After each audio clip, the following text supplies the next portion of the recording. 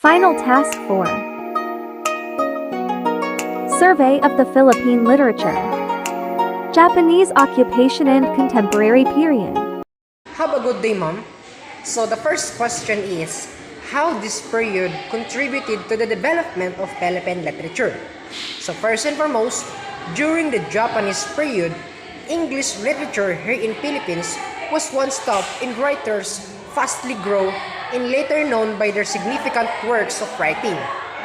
In the case of the Japanese authorities, in a rivalry with Americans' attitude towards the country have always been involved in the book of history. The time when Japanese government has shared lies for Filipinos to dismantle the relationship with American. They did their best to turn the Filipino sympathy away from the temptation of American officials and for them to preserve the state against the inhumane activities. I believe that Japanese period contributes crucial learnings to all Filipinos before they realize how worse the situation is. And during the arrival of American soldiers, many people died from physical abuse as well as neglected by freedom of the country. However, Filipino writers used their wisdom to inform the other countries of ASEAN regarding the atrocities happened in the area. And those authors were greatly appreciated by their underlying love to express their devotion of the country.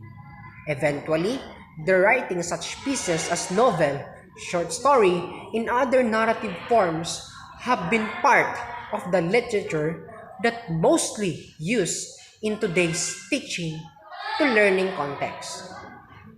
So the second question is, why did the authors choose the type of genres in writing?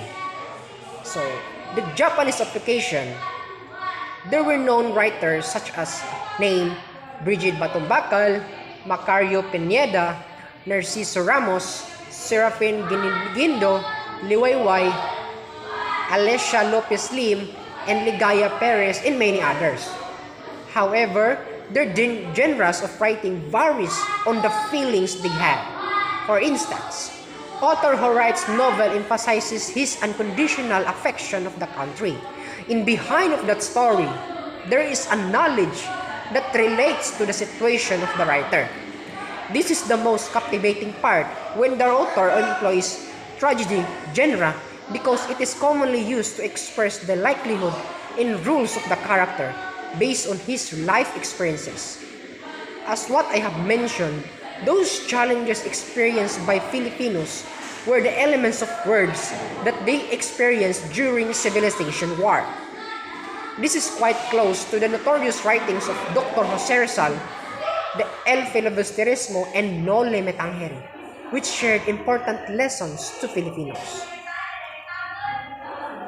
So the third question is, what are the themes and concepts of literary pieces? So in my point of view, the themes of the Filipino writers during the Spanish occupation and the contemporary period are the following.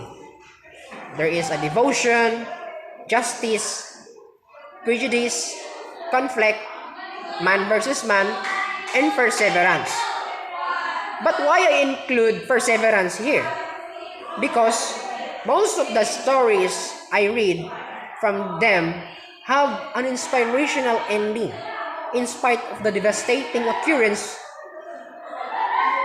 that Filipinos are still fighting for the freedom and justice for the country.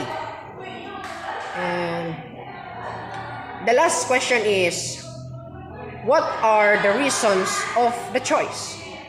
So I have written the three reasons of the choice of the writings, which are the authors look beyond the historical events. The second one is author's life experiences and the author's feelings and emotion. So that's it. Thank you. Thank you for watching. Have a great day ahead.